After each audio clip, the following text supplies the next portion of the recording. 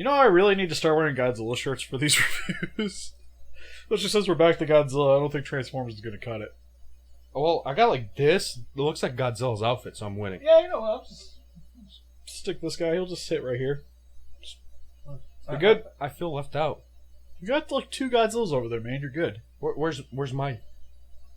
I don't know where he went. He's totally not behind me. Give me my thing.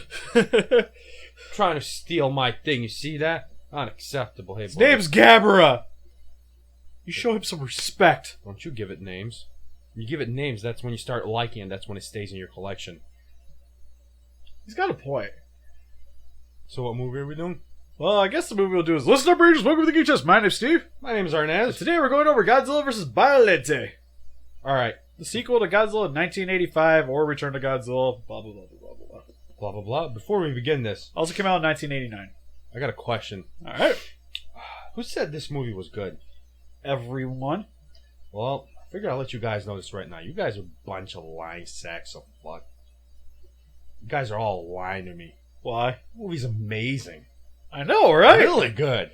You guys said it was just good. I was waiting for somebody's in the comment section right now, just like, what'd you say? Oh, okay. Backspace. Backspace. Such an improvement. Also, did you know that this story was actually scripted by a fan? This is actually, they did a contest for like fan submissions, and somebody won, and they got to make this movie. Really? Yep. Oh, that's amazing. So Biollante was created by somebody not at Toho. Well, at least the concept. Yeah. Well, there's like few things wrong with it, you know, but I'm pretty sure we'll get into that here in a few minutes, but... Yeah, for the story, essentially, is there's the scientists trying to work on G-cells, which is technically Godzilla DNA of sorts. They're trying to see what applications they can use with it, and since Godzilla is stuck in a volcano right now, but terrorists want to hold the state, or hold the country hostage, because they're going to release Godzilla if they don't meet their demands. They do, and the people working on the G-cells, the one girl gets killed, and she was also trying to put G-cells inside of a rose, so then when she died, her soul got kind of imprinted into the rose. That's also part of Godzilla DNA. So then Godzilla gets out, and then the giant rose becomes a giant monster, blah, blah, blah, blah, blah, fights ensue. For the plot of the film, I love and adore this movie. Because this is actually one of the more, I guess, complex plots that we've gotten out of Godzilla movies. Because a lot of them, like the Godzilla solo movies, it's just, hey, Godzilla shows up, how are we going to defeat him? And that's how the story just evolves. Then you get the kaiju fights, either how we get the monsters to fight each other, or there's aliens trying to take over the world, and Godzilla has to stop them. Yeah. But it is something that's really neat to see, and more of an emotional tone in these Godzilla movies, where it's not fully about the giant monsters, even though that's pretty much what we're here for, and it definitely doesn't disappoint in that regards. We even get another Super X. Unlike Steve, I'll start more on a sour note. One of the things I didn't like about the story was the whole human connection with the flower and his daughter 5 years later. The whole thing, I just didn't feel that part. Oh, I thought it was very touching. Also, you're going to get a lot of feels from random people in these movies coming on. I just wasn't feeling it. I don't know, man. I came here to see two monsters beat each other to death, somebody spit on somebody's eyeball, and call it a day, man. That's what I came here to see. I don't want to be upset and sad watching this movie. I wanted to be happy and excited. Well, that's like one of the major complaints with these Godzilla movies is that they're just kind of dumb movies about giant monsters, where the story in this one's actually a little bit more complex, and you can get a little bit more engrossed in the story than just the monster fights in general. But the monster fight in this movie actually doesn't happen until like halfway in the film. Yeah, like 40 some odd minutes in or something like that. Yeah. But I'm a dumb guy looking for dumb monsters fighting. Then you might want to look at a Michael Bay film. Explosion! Transformers! Granted, I don't hate all of them, but most of them are... But anyways, that's a review for another day. Not in this lifetime. They don't deserve our attention. I think they do. We gotta do them sometime in the near future.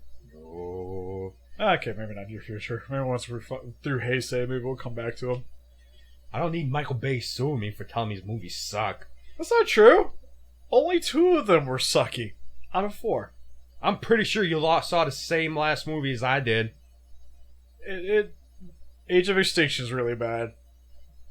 really bad. There's that guy typing right now. You guys didn't know what you're talking about. That's your best movie ever. That movie is just visual noise and nothing else. And even the visuals, I didn't even care for those as much as I did in the other films. Like, I think Dark of the Moon is actually probably the stronger of the movies in terms of just, like, plot and special effects and everything. Like, I really like what they're trying to do with that. Yeah. Well, the first one is just a pretty good movie. Revenge of the Fallen is a giant mess of a film, but I can actually still get amusement out of watching it. Because it's one of those, like, it's so bad it's good. Well, Age of Extinction is just bad. How'd you like the special effect in Godzilla, though? Awesome. Again, moving on to his atomic breath. Looks way better than this one. Yeah, pretty much for the rest of... fire extinguisher. It's winning. Yeah, for the rest of the Heiseis, it's just his atomic breath and the way he does his, like, effects for his lighting up back and everything. They look awesome. Speaking of that, maybe it's just me, but I have one issue. Godzilla falls in this movie quite a few times, okay? Yeah. Every time he falls, his dorsal spines, you could just tell it was really fake. Like, they were just like... Yeah, they start shifting. Yeah. But then again, if you have, like, a spine on your back kind of sticking out, you think it would maybe adjust a little bit because, like, your skin's going to shift while like, the spines are going to stay in space. But then again, like, yeah, they'll flop around and stuff, too. So maybe it's just me. I notice it because I pay attention because I'm going to talk about it. So I'm, like, 100% focused on it, you know? Don't worry about it. I've seen it, too. But it's one of those things, like, it never really bothered me too much, especially since the suit actually looks really good in this one. It didn't bother me. It's just one of the things I noticed, you know. Like, the suit was amazing. It was a lot better than the last one. And, like, the last one was just 1 year before.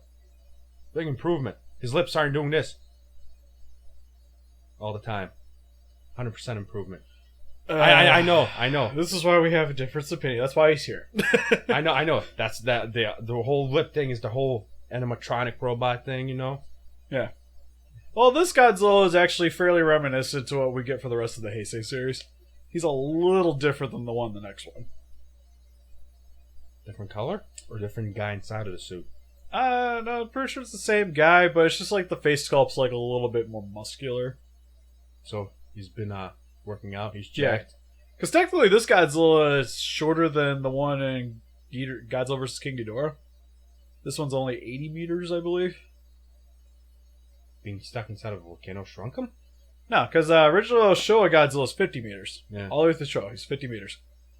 Godzilla Returns, or Return to Godzilla 1984, he jumped up to 80. And then this one, still 80. Next one, certain stuff happens, he gets bigger. So how big is the American... Where's the Godzilla? The one from 2014.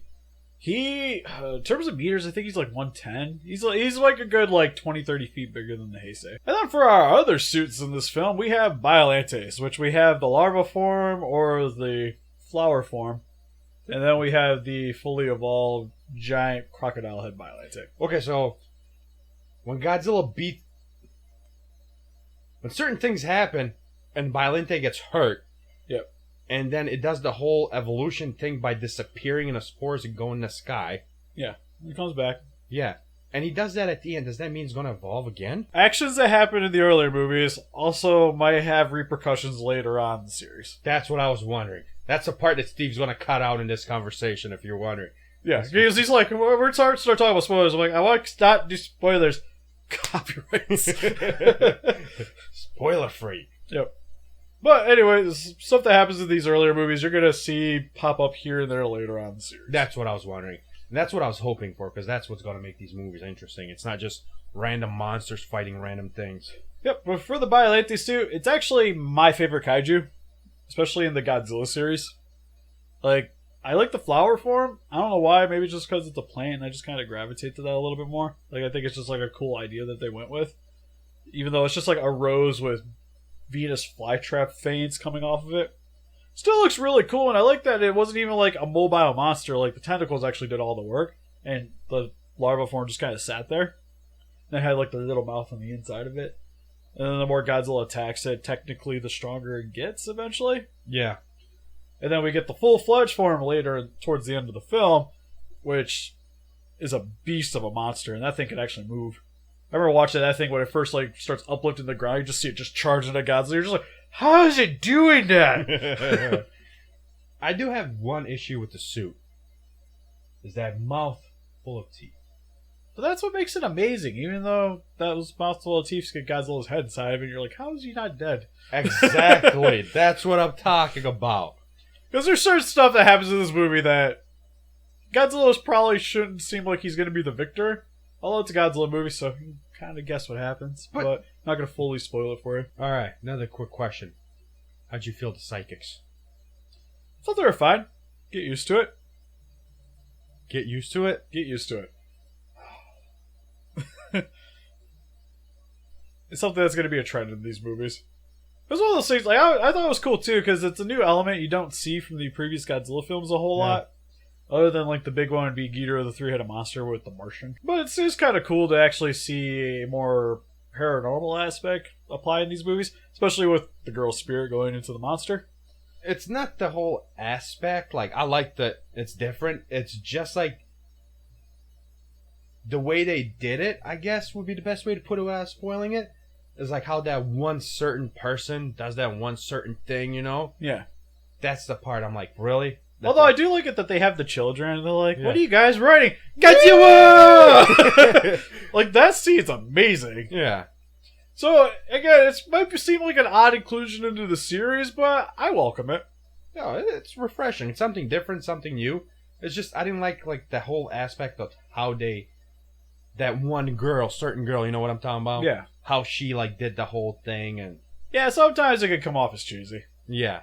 That's what I'm talking about. I can see that being a problem. For the special effects, just like in Godzilla 1985, still really good in this film too. We even have the inclusion of the Super X2, which is an updated version of the original Super X. That thing looks really cool. It opens like this. Yep, opens like that and has the refracting beam so it can shoot back Godzilla's beam if it gets hit. I thought that was a pretty cool idea. Also, they have a Monster Arts figure of that thing, and I don't own it. It's from a special effects set. Probably expensive, huh? It is expensive. It's one of the reasons I don't really have any of the effects sets other than the Toho ones that recently came out. Because the older ones are like prices. And I wasn't collecting them at the time, so I missed out on them, sadly. You don't want to pay like the full price plus some right now? Yeah, like Garuda. I don't really want to pay the $250, $350 for that thing. Yeah, sounds like winning. Or I could just go buy an X Plus. But like we said, Godzilla's beam is really cool in this one. Even Biollante does some techniques that are really cool. And the same with the pulsating, glowing weak point that's on her. That was actually really cool. And just like on the Monsters figure, it lights up too, which I always thought was really neat on that. And it was just like even like the military fighting, and they even do a lot of the first monster fights actually in the water. Because the way they do a lot of these water scenes, they shoot them in like a giant pool. Yeah. So you don't really, like, you get a sense that, like, Godzilla's pretty deep in the water, but in fact, it's not really a big area that they're filming in. That's why you never really get to see, like, islands or anything really off to the sides, unless they're, like, off in the distance where they can use, like, a green screen with it. Yeah. While in this movie, it actually looks like they're actually fighting in, like, an inland lake. And there's actually, like, some depth to the fight and everything. I always thought that was really neat. Yeah, something different. It worked out, too. So, in the end, if you guys haven't seen Godzilla vs. Biollante, definitely go check it out. It is my personal favorite out of the Godzilla series. I really like the story, its emotional impact. The kaiju suits are cool, and the action's really great as well.